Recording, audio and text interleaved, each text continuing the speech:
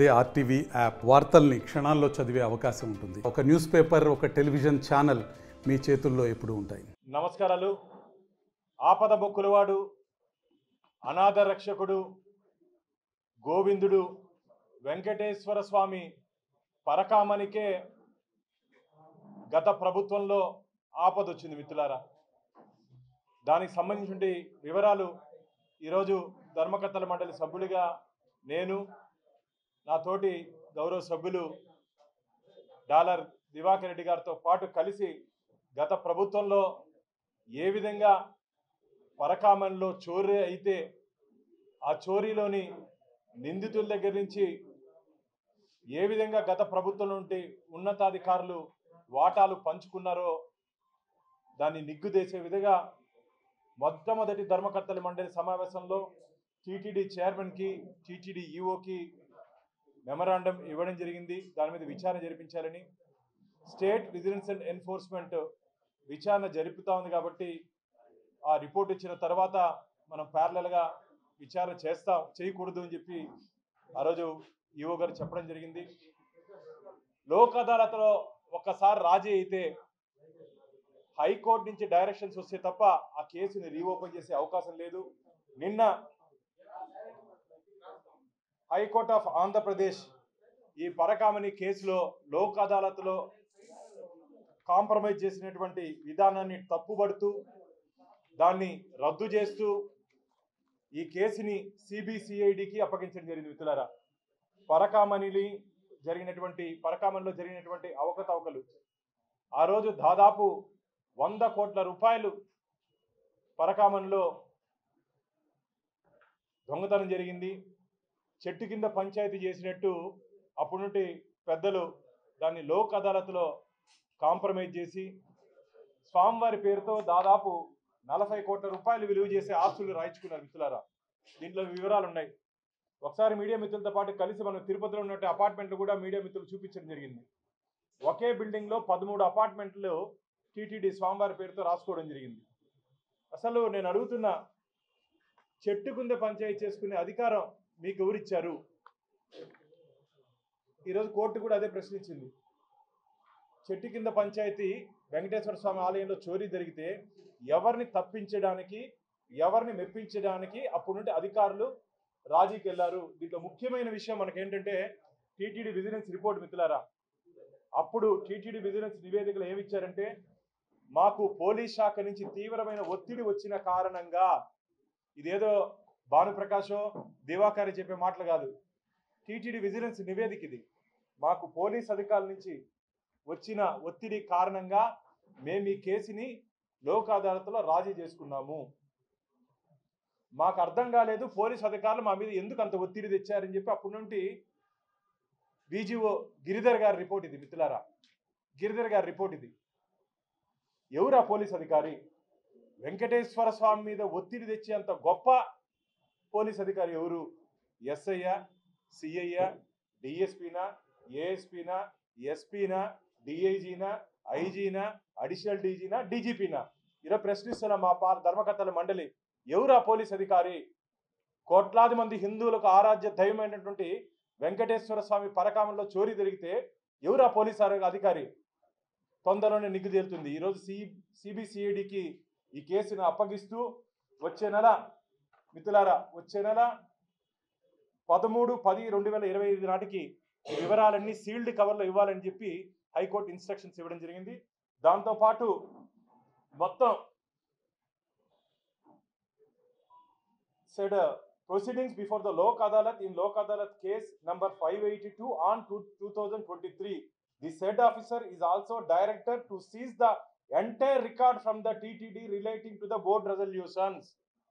బోర్డులో ఏదైనా దీని మీద నిర్ణయాలు తీసుకుంటే మొత్తం సీజ్ చేయమని చెప్పింది. అంతేకాకుండా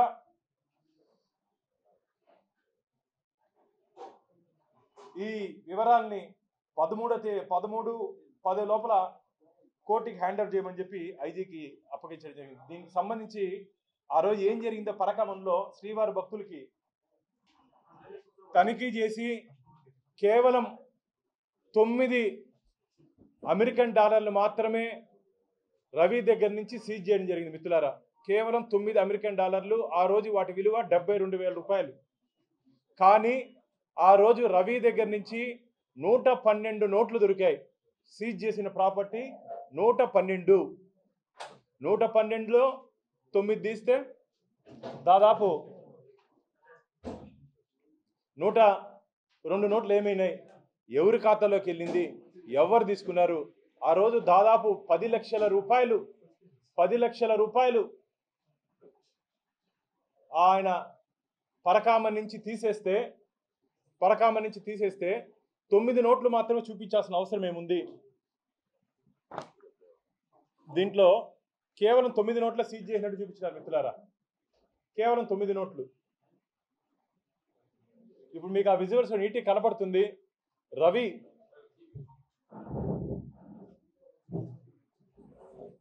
కొద్దిగా స్లోగా లైట్ ఆఫ్ చేద్దామా?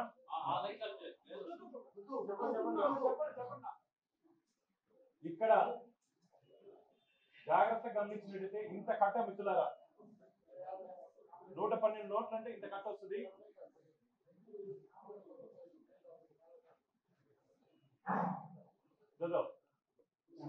జాగ్రత్త స్లోగా చెయ్యి చూడండి.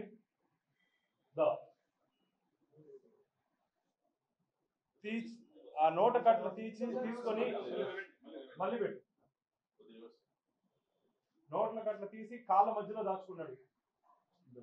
అలా కొద్దిగా వెనక్కి రా, అలా ఇంకొద్దిగా బ్యాక్. దాని అట్లా స్టార్ట్ చేసి కొద్దిగా పాస్ చేయొచ్చా?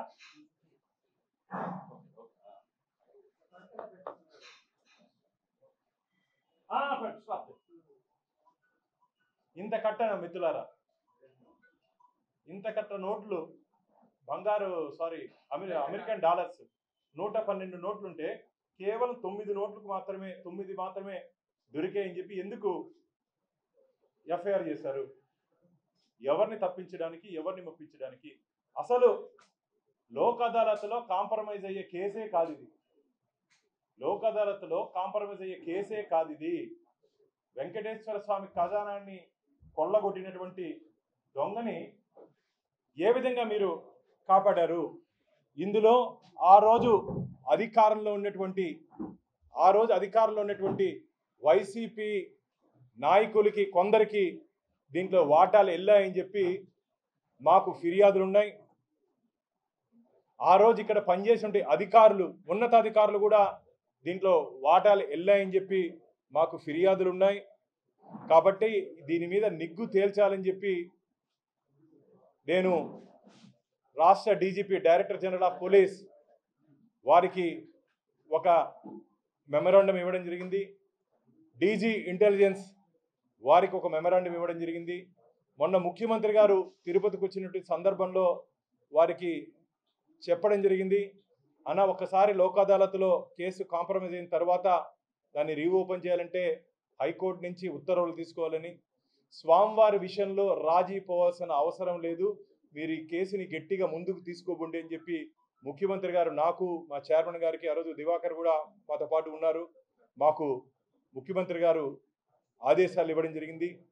నిన్న అందులో భాగంగా హైకోర్టు శ్రీనివాస్ హైకోర్టుకి వెళ్తే హైకోర్టు డైరెక్షన్స్ ఇవ్వడం జరిగింది.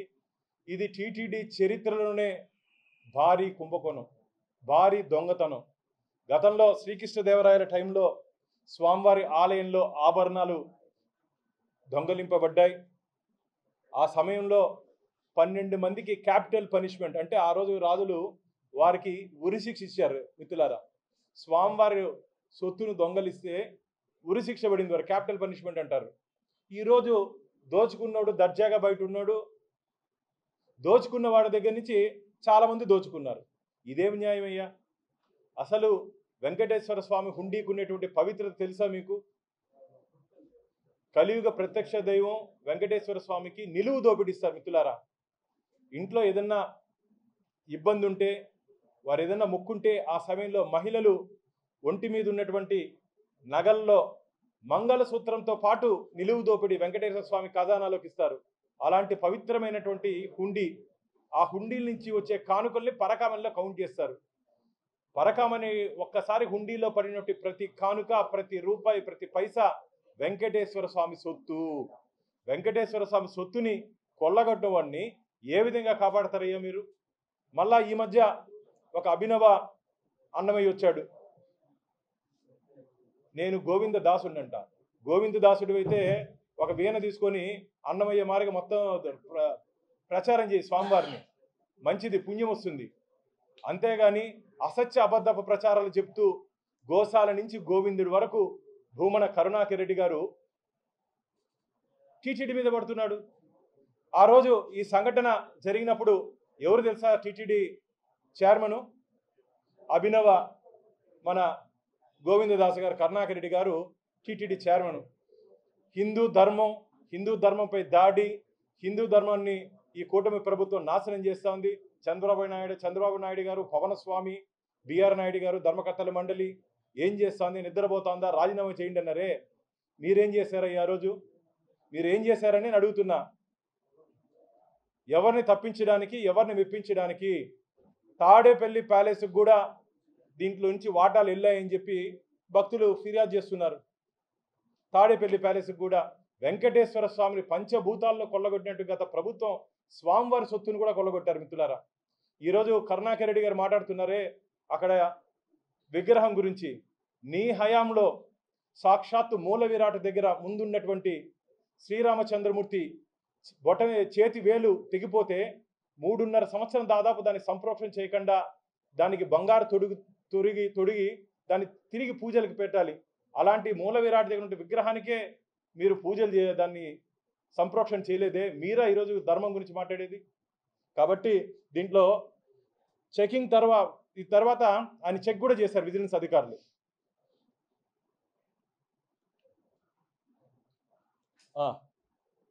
మిత్రులారా,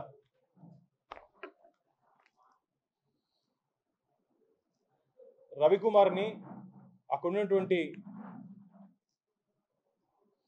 అనుమానం వస్తే తనిఖీ చేస్తారు మిత్రులారా.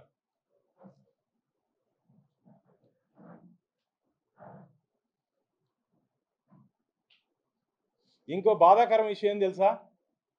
ఈ వీడియోస్ అన్ని అరెస్ట్ చేసేసారు. సాక్ష్యాధారాలు లేకుండా ఈ వీడియోస్ అన్ని అరెస్ట్ చేసేసారు. ఎడిట్ కాదు, ఎరేజ్. దానికి సంబంధించి డాక్యుమెంట్ కూడా మా మిత్రుడు దివాకర్ దాంట్లో ఏం జరిగిందో దివాకర్ ఎక్స్ప్లెయిన్ చేస్తారు. Part number 2. ఇంత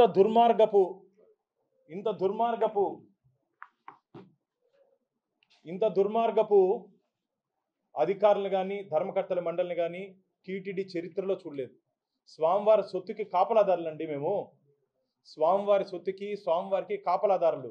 ధర్మకర్తల మండలి అధ్యక్షులు, సభ్యులు అది హోదా కాదు, బాధ్యత. గరుత్మంతుడు ఎక్కడ స్వామివారికి వాహనమో మేము స్వామివారి దగ్గర కాపలా కుక్కలుగా మేము భావిస్తున్నాం. అక్కడ ఏమి జరిగినా, స్వామివారికి అపచారం జరిగినా, ఏం జరిగినా సరే స్వామివారి పట్ల విశ్వాసంగా ఉండాలి మేము. అప్పుడు ఏం చేశారయ్యా మీరు? ఎందుకు తప్పించారు? ఆయన దగ్గర నుంచి దాదాపు 100 కోట్ల రూపాయలు, 40 కోట్లు స్వామికి వస్తే 100 కోట్ల రూపాయలు అప్పుడున్నట్టు అధికారులు చేతులు మారింది. ఎవరెవరికి మారింది, ఎంతెంత మారింది, ఎప్పుడు మార్చుకున్నారు, ఎక్కడ మార్చుకున్నారు, పూర్తి వివరాలు రాబో రోజుల్లో వస్తాయి. తిరుపతిలో ఆస్తితో కాకుండా చెన్నైలో ఆస్తిని, రవికుమార్ సంబంధించిన ఆస్తిని టీటీడీ ఇన్ఫర్మేషన్ సెంటర్లో రాజీ చేసుకున్న వ్యక్తులు ఎవరు? టీటీడీ ఇన్ఫర్మేషన్ సెంటర్లో కూర్చొని చెన్నైలో ఉన్న ఆస్తుల్ని బదలాయించుకున్న అధికారులు ఎవరు? ఆ రోజు అక్కడ ఎవరెవరు ఉన్నారు, ఎవరెవరు పంచుకున్నారు? నాకు ఇది కావాలి, నాకు ఇది కావాలి, ఇది రేట్ ఎక్కువ, ఇది నాకు రాసి, ఇది రేటు తక్కువ, నువ్వు తీసుకో అని రాజీ పోయిన అధికారులు ఎవరు? రాజీ చేసినట్టు పెద్ద మనుషులు ఎవరు? అన్నీ వస్తుంది బయట. ఇది మేము పూర్తి ఆధారాలతో మాట్లాడుతున్నాము మిత్రులారా. పూర్తి ఆధారాలతో మాట్లాడుతున్నాం. ఇవన్నీ సిఈడి అధికారులకి ఎవరెవరు ఎక్కడెక్కడ ఏమేమి చేస్తారో మేము ఇస్తాం. పార్ట్ 2 మా మిత్రులు, మా గౌరవ సభ్యులు ఏం జరిగింది పార్ట్ 2లో వారు వివరిస్తారు. స్వామివారి పేరుతో దాదాపు 40 కోట్ల రూపాయలు స్వామివారి పేరుతో ట్రాన్స్ఫర్ అయిన అఫీషియల్గా. దీంట్లో ఆ రోజు మీడియా మిత్రులు కూడా తిరుపతిలో నేను తీసుకుని వెళ్ళి చూపించడం జరిగింది. మీడియా మిత్రులు కూడా తీసుకుని వెళ్ళి చూపించడం జరిగింది. ఇవి అపార్ట్మెంట్స్. ఇప్పుడు దాని టీటీడీ అధికారులకి విడిది కోసం టీటీడీ వినియోగించుకుంటా ఉంది. ఈ ఇంత దారుణమైన విషయం ఎఫ్ఐఆర్లో కూడా చాలా ల్యాబ్స్ ఉన్నాయి మిత్రులారా. మన టెంపుల్ పరిధి 1 టౌన్కి వస్తే దానికి అప్పుడున్నట్టు సిఐ కాకుండా వేరే వాళ్ళ దగ్గర కేసు రిజిస్టర్ చేయాల్సిన అవసరం ఏముంది? అసలు లోక్ అదాలత్కు పోయే కేసే కాదు. మీకు ఏదైనా టీటీడీలో ల్యాబ్స్ ఉంటే సిస్టమ్ ఒకటి ఉంది, లా డిపార్ట్మెంట్కి రెఫర్ చేయాలి. ఇప్పుడు కోర్టు అడిగింది కూడా అదే, బోర్డులో ఏమైనా నిర్ణయం తీసుకున్నారని లా డిపార్ట్మెంట్కి రెఫర్ చేస్తే లా డిపార్ట్మెంట్ నుంచి వచ్చినటువంటి సజెషన్స్ని బోర్డులో చర్చించి త్రూ బోర్డు ఎగ్జిక్యూటివ్ ఆఫీసర్ పోయి ఎగ్జిక్యూటివ్ ఆఫీసర్ నిర్ణయం తీసుకోవాలి. కానీ ఈ దొంగతనానికి నిర్ణయం తీసుకునే అధికారం బోర్డుకి లేదు అంటున్నా. స్వామివారి ఖజానాలో దొంగతనం జరిగితే నిర్ణయం తీసుకునే అధికారం బోర్డుకి లేదు, ముఖ్యమంత్రి గారికి కూడా లేదు. దానికి నిర్ణయం తీసుకునే అధికారం వెంకటేశ్వర స్వామికి మాత్రమే ఉంటుంది. మళ్ళీ ఏం జరిగిందో మా మిత్రుడు చెప్తాడు ఇప్పుడు. And also found the valuable articles in the missing bags of the pilgrims. After the recovery, the amount which was not given to the devotees that was received money is used illegally for the needs of the office. మిత్రులారా, ఈ line అర్థమైంది. దొంగల దగ్గర నుంచి, pick పాకెటర్లు, offenders అంటే దొంగలు మిత్రులారా, వాళ్ళ దగ్గర నుంచి రికవర్ చేసినటువంటి సొత్తును కూడా అప్పుడున్నటువంటి విజిలెన్స్ అధికారులు దొంగల దగ్గర గజ దొంగ అంటారు. దొంగల దగ్గర తీసుకున్నటువంటి వాళ్ళని గజ దొంగల్ని ఆ రోజు ఏం చేశారు కరుణాకర్ రెడ్డి గారు? మీరు ఇవన్నీ మీ టైంలోనే జరిగింది. న్యాయము, ధర్మము, దేవుడు, దైవము, హిందూ ధర్మంపై దాడి అన్నారు కదా, ఏం చేశారు కరుణాకర్ రెడ్డి గారు?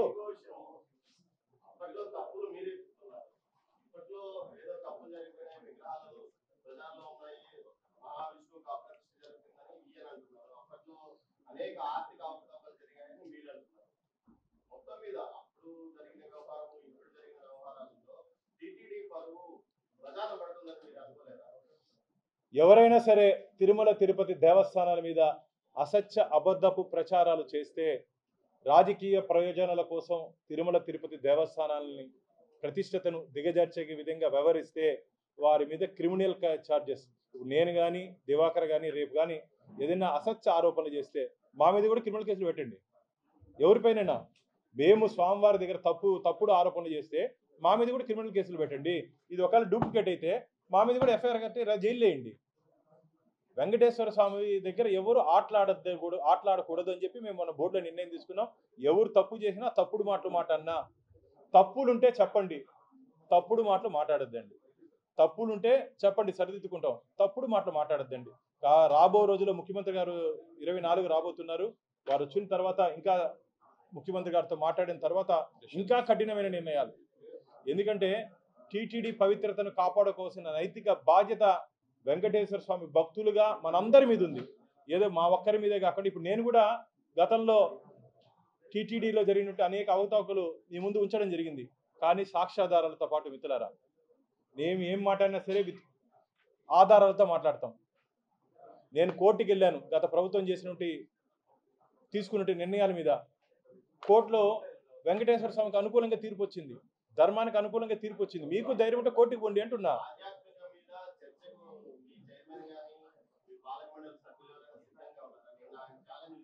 నేను రెడీగా ఉన్నా. టైము, సమయము, తేదీ, వేదిక చెప్పండి. రెడీగా ఉన్నా. ఏం జరిగింది 5 సంవత్సరాలు ఏం చెప్తా, ఈ సంవత్సరం మేము ఏం చేసామో మేము చెప్తా, వాళ్ళు ఎక్కడెక్కడ తప్పు చేశారో మేము చెప్తా, మేము ఎక్కడ తప్పు చేయలేదని నిరూపించేదానికి మేము సిద్ధంగా ఉన్నాం. మేమైతే సిద్ధంగా ఉన్నాం. చైర్మన్ గారి వరకు అవసరంలా 20 సంవత్సరాలు ఇక్కడ ధర్మకర్తల మండలి సభ్యుడికి కాకపోయినప్పటికీ 2 సార్లు స్వామి అవకాశం ఇచ్చాడు. టీటీడీలో కొద్దిగా అవగాహన ఉంది కాబట్టి నేను సరిపోతాను వాళ్ళకి. చైర్మన్ వాళ్ళని అవసరం లేదని నేను అనుకుంటున్నాను.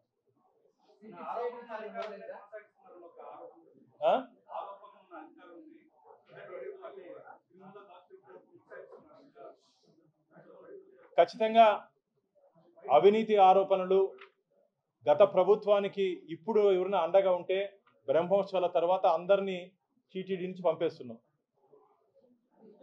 అవినీతి ఆరోపణలు ఎదుర్కొనే అధికారులు గత ప్రభుత్వానికి ఇప్పుడు కూడా అండగా నిలుస్తుంటే అధికారులు ఎవరైనా సరే వారిని ఇంటికి పంపే కార్యక్రమం బ్రహ్మోత్సవం అనేది మొదలవుతుంది. విజిలెన్స్ నివేదిక 50 మంది అధికారులు అక్రమాలకు పాల్పడ్డారని ఒక 6 నెలల క్రితం నివేదిక ఇచ్చారు.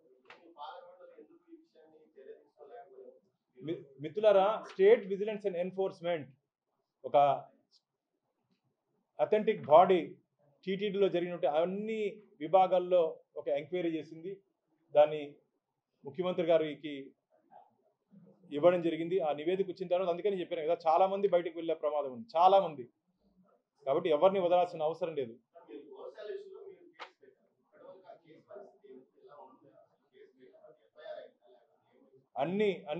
అన్ని ఒక్కొక్కటి దశల వారీగా వస్తుంది.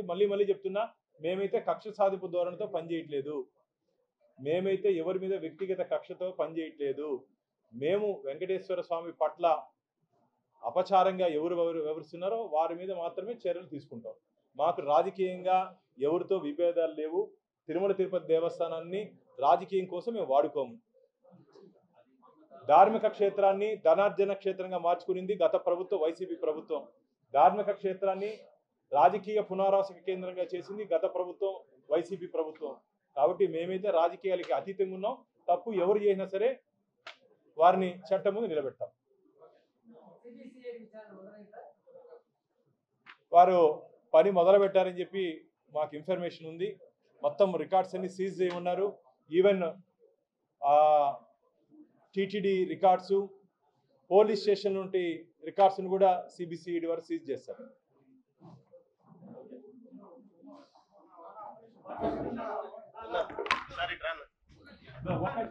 మీడియా మిత్రులందరూ నమస్కారాలు.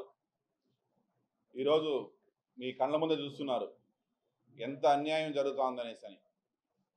మీరు ఈరోజు అసలు ఎంత పెద్ద బాధాకర విషయం ఏంటంటే, ఒక సీసీటీవీ ఏదైతే ఉంటుందో దేవస్థానానికి సంబంధించినటువంటి కంట్రోల్ కమాండ్ రూమ్ ఉన్నటువంటి మొత్తం డేటాను వీడియోని కూడా అరేంజ్ చేసేసి అక్కడ ఏదైతే భక్తులు మర్చిపోయే వస్తువులు ఉంటాయో అవన్నీ కూడా ఒక రిజిస్టర్ మెయింటైన్ చేయాలి. యాక్చువల్గా మెయింటైన్ చేసి 90 రోజుల వరకు ఆ భక్తులు వచ్చి దానికి సంబంధించిన ఐడెంటిఫికేషన్ చెప్పకపోతే అవి ఉండీలు వేసేయాలి. అవి కూడా ఉండీలు వేయకుండా అవి కూడా పంచుకునేసి, ఆ పంచుకునేసేటప్పుడు కూడా అప్పుడున్నటువంటి అధికారులు, అప్పుడున్నటువంటి మాజీ చైర్మన్ భూమన్ కరుణాకర్ గారు, మాజీ ఈఓ ధర్మారెడ్డి గారు, వీళ్ళందరూ ఒక గ్రూప్ అయ్యేసి ఈ వీడియోస్ అంతా అరేంజ్ చేసి భక్తులు ఏవైతే మర్చిపోతున్న కానుకలు అవన్నిటిని కూడా పంచుకునేసేయడం జరిగింది. దానిపైన క్లియర్గా విత్ ఎవిడెన్స్తో విజిలెన్స్ వాళ్ళు రిపోర్ట్ ఇచ్చినటువంటి సిస్టమ్ ఇది మీకు అందరు కూడా ఇస్తాం. సో ఇంత ఘోరంగా జరుగుతుంటే ఈరోజైతే ప్రతి ఒక్కరు ఏదంటే మాట్లాడుతున్నారు. తల ఉదయం లేస్తే భగవంతుడి గురించి. నేను ఎప్పుడు చెప్తా ఉంటాను, భగవంతుడి గురించి మాట్లాడేటప్పుడు ఆలోచించి మాట్లాడాలా, ఏదంటే అది మాట్లాడవుందనేసి అని. మళ్ళీ ఇవన్నీ ఈరోజు మీరు మాట్లాడేటువంటి నిదర్శనమే ఈరోజు ఈ రిపోర్ట్స్, ఈ వీడియోస్ అన్ని బయట వస్తున్నాయి. ఇంత పెద్ద క్రైమ్ జరిగితే దాన్ని బయట ఆనికుండా, ప్రజలకు చూపించుకుంటా, బోర్డుకి తీసుకొని పోకుండా అనఫిషియల్గా బయట సెటిల్మెంట్ చేశారంటే అప్పుడున్నటువంటి వైఎస్ జగన్మోహన్ రెడ్డి దీంట్లో ఎంత బిగ్ రోల్ ప్లే చేస్తుంటాడు అనేది ప్రతి ఒక్కరికి అర్థమైంటుంది ఇప్పటికే. సో కాబట్టి ఎప్పుడు కూడా సరే భగవంతుడు డబ్బు తింటే దానికి 100 రెట్లు భగవంతుడు తిరిగి కట్టించుకుంటాడు. అదే వెంకటేశ్వర స్వామి ఉన్నటువంటి పవర్. సో కాబట్టి దయచేసి ఇంకనైనా ఇట్లాంటి కార్యక్రమాలు ఏమన్నా గతం చేసేటన్నీ కూడా మీ అంతటా మీరు వచ్చి సరెండర్ అయ్యి మేము అప్పుడు తప్పు చేసినాం అనేసి అని ఒప్పుకుంటే భగవంతుడు కనీసం రాబోయే రోజుల్లో మిమ్మల్ని క్షమించి వదిలేస్తానని కూడా నేను ఈ మీడియా మొత్తంగా చెప్తున్నాను. Thank you.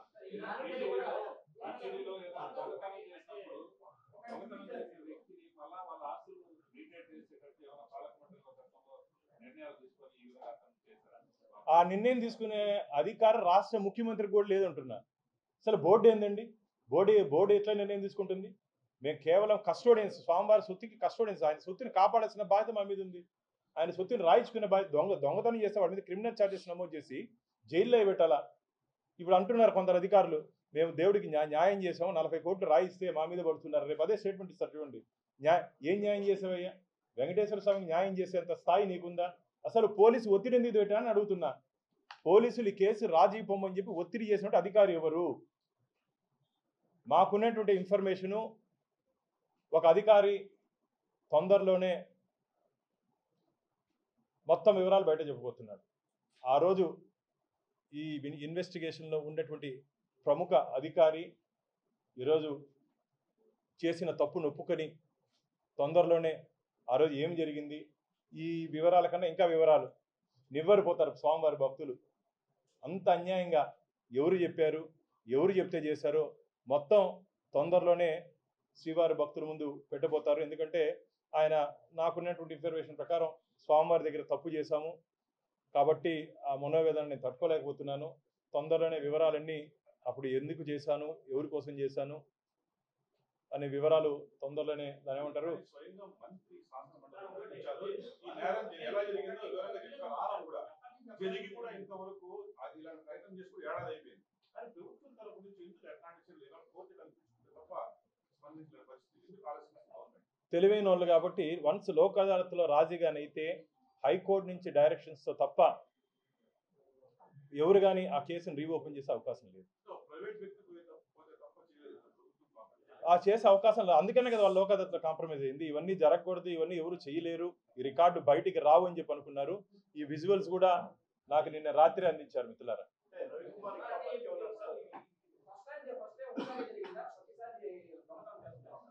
కొన్ని సంవత్సరాలుగా ఆయన దొంగతనం చేస్తున్నాడు. నాకున్నటువంటి ఇన్ఫర్మేషన్ రోజుకి మినిమం 10 నుంచి 12 లక్షల రూపాయలు స్వామివారి పరకామణి నుంచి తీసుకొని వస్తున్నాడు. అదే కదా ఇంటి దొంగల్ని ఈశ్వరుడైనా పట్టలేరంటారు కదా. ఇప్పుడు ఎవరెవరు ఇంటి దొంగలు, స్వామివారి దగ్గర ఎవరెవరు దొంగలు ఉన్నారో పూర్తిగా బయట వస్తే. అందుకనే చెప్పాను కదా ఒక అధికార అప్రూవల్గా మారబోతున్నాడు.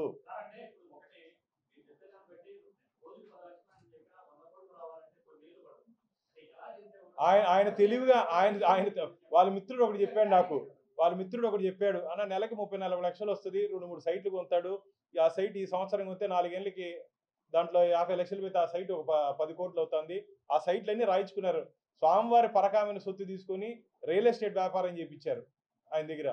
ఎంత దౌర్భాగ్యం అండి ఇది. నాకైతే చాలా అనుమానాలు ఉన్నాయి. రవికుమార్ని ఈ కేసు ఇంకా సిఈడి తీసుకున్న తర్వాత రవికుమార్ని ఏం చేస్తారో ఈ పూర్తి వివరాలతో బయట పెట్టండి. మమ్మల్ని ఏం చేస్తారో స్వామికే తెలుసు. కానీ స్వామివారే మాకు రక్షణగా ఉంటాడని చెప్పి మేము భావిస్తున్నాం. ఎందుకంటే ఇలాంటి విషయాలు బయట వస్తే చాలా సెన్సేషనల్ విషయాలు, చాలా చాలా పెద్దవాళ్ళు మిత్రులారా, మీరు ఊహించలేరు ఆ పేర్లు. అలాంటి పేర్లు బయట వస్తాయి ఇప్పుడు ఎంక్వైరీలో. ఖచ్చితంగా ఒకసారి ముఖ్యమంత్రి గారు వచ్చిన తర్వాత మాట్లాడతాము.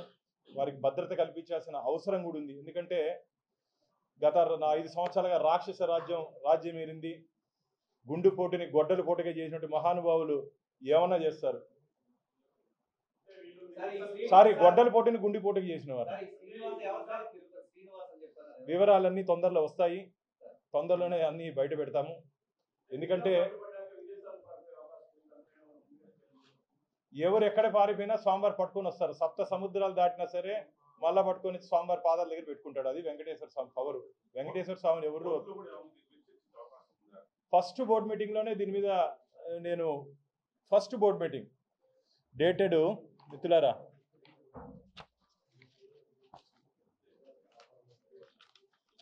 23/12/24 మిత్రులారా 23/12/24లో గౌరవ చైర్మన్ గారికి ఈఓ గారికి జరిగినటువంటి అవకతవకల మీద ఫస్ట్ బోర్డు మీటింగ్లో నేనే రైజ్ చేసింది. ఇది రైజ్ చేసిన తర్వాత డీజీపీకి, ఇంటెలిజెన్స్ డీజీకి, మొన్న నూతనంగా వచ్చినట్టు ఈఓ గారి దృష్టికి కూడా మేము తీసుకుని వెళ్ళడం జరిగింది. కాబట్టి తప్పు చేసిన వాడు ఎవరు తప్పించుకునే అవకాశమే లేదు. ఆలస్యం అవుతుందే తప్ప తప్పించుకునే అవకాశం లేదు. ఇప్పుడు 1, 2 చెప్పారు, పార్ట్ 3 కూడా ఉంది తొందరలో. పార్ట్ 3 కూడా ఉంది దీంట్లో. ఎందుకంటే పరకామణి నుంచి తులాభారం వరకు వచ్చారు మిత్రులారా. ఆ తులాభారం విషయాలు కూడా ఒక వారం 10 రోజుల లోపల బ్రహ్మోత్సవాలు అయినా వెంటనే దాంట్లో కూడా అధికార పార్టీ వాళ్ళే, అప్పుడున్నట్టు అధికార పార్టీ వాళ్ళే వెంకటేశ్వర స్వామి సొత్తును వాటాలు వేసుకొని పంచుకున్నారు. అది ఎవరెవరు పంచుకున్నారు పూర్తి వివరాలు మీకు అందుతాయి. ఇది చాలా బాధాకరమైన విషయం. కోర్టు చాలా సీరియస్గా తీసుకుని దీన్ని రాజీ చేసినటువంటి వ్యక్తి రాజీ ఎందుకు చేయించుకున్నాడో 13వ తేదీ అంటే ఈరోజు నాకు తెలిసి 19, ఇంకో 20 రోజుల లోపల సీల్డ్ కవర్లో పూర్తి వివరాలు రాష్ట్ర ప్రభుత్వ కోర్టుకు అందుతుంది. అందిన తర్వాత చాలా మంది జైలుకి పోతారు.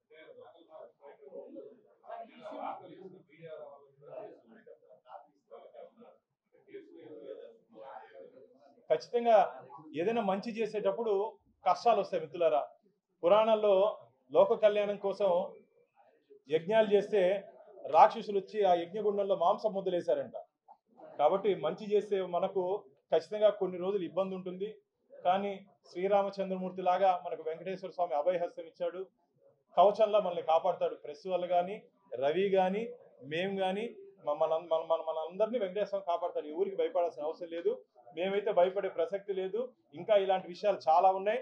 అన్నీ ఒక్కొక్కటి బయట పెడతాను. బయట పెట్టి ఈరోజు నేను ఒకటే చెప్తున్నా, మీరు ఇన్ని అవకతవకలు చేసి ఈరోజు అభినవ గోవిందదాస్ మారగా దయచేసి మీరు ఈరోజు ప్రజల ముందుకు వచ్చి మీరు అదైపోయింది ఇదైపోయింది అని చెప్పి మీరు మాట్లాడడం మంచిది కాదని చెప్పి భూమన కరుణాకర్ రెడ్డి గారికి మరోసారి తెలియజేసుకుంటున్నాను.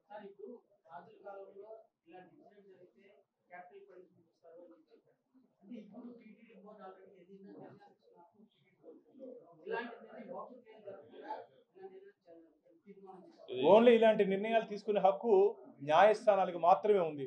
ఆ రోజు రాజులకి న్యాయస్థానాలు లేవు, వాళ్ళే న్యాయ నిర్ణేతలు. కాబట్టి రాజులు నిర్ణయం తీసుకునేవాళ్ళు. ఈరోజు మనకు న్యాయస్థానాలు ఉన్నాయి కాబట్టి ఈ కేసులో తీవ్రత దృష్ట్యా ఏ విధంగా ఉంది తీసుకొని న్యాయస్థానం దీంట్లో తీర్పిస్తుంది. నేను కూడా దీంట్లో ఇంప్లీడ్ అవుతున్నాను కేసులో. ఈ కేసులో నేను కూడా ఇంప్లీడ్ అవుతున్నాను. మా గౌరవ చైర్మన్ గారికి చెప్తే బాను నేను కూడా వెంకటేశ్వర స్వామి కోసం నేను కూడా ఇంప్లీడ్ అవుతున్నాడు. వచ్చేటప్పుడు దివాకర్కి చెప్తే అలా నేను కూడా ఇంప్లీడ్ అవుతానని చెప్పారు. అంటే స్వామివారి సొత్తుని కాపాడేదానికి మేము అందరం సిద్ధంగా ఉన్నాం. మా అడ్వకేట్తో మాట్లాడాము, వారు వస్తున్నారు తిరుపతికి.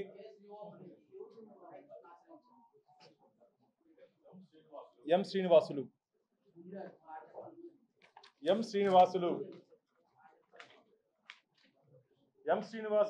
Sun of late Chenchaiah.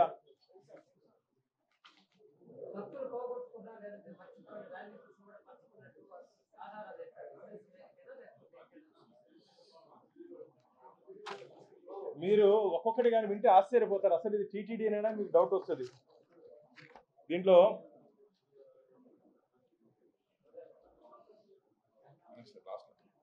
in command control he stated that they have caught so many offenders and pickpocketers and recovered the amount. Telugu News ki fastest app ఇప్పుడు టోటల్లీ న్యూ అవతార్లో జస్ట్ 5 seconds లో కంప్లీట్ న్యూస్. సోషల్ మీడియాలో trends కి one stop solution. Live TV app voice search option తో ఇప్పుడే download చేయండి లేదా update అయిపోండి. App link description లో ఉంది.